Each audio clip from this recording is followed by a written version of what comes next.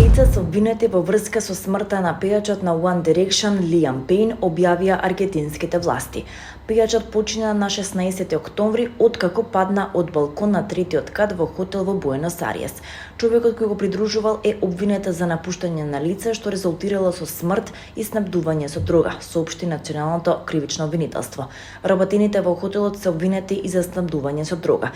Никој од уапсените не е именуван. Пејн беше едно од најпрепознатливите имиња во поп музиката откако се појави на X Factor и се прослави со One Direction во 2010-тите. Аргентинските власти ги истражуваат последните денови на Пејн во хотелот Casa Sur.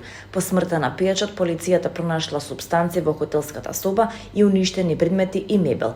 Персоналот на хотелот два пати се јавил на 911 и рекле дека имале гостин кој земал премногу дрога и алкохол и ја демолирал целата соба.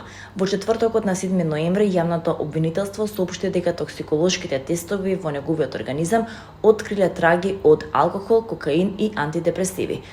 Обдукцијата утврдила дека причина за смртта е повеќекратна травма и внатрешно и надворешно крварење од пат од балкон на хотел. Медицинските извештаи исто така сугерираат дека Пејн можеби паднал во полу или целосна несвест, според канцеларијата.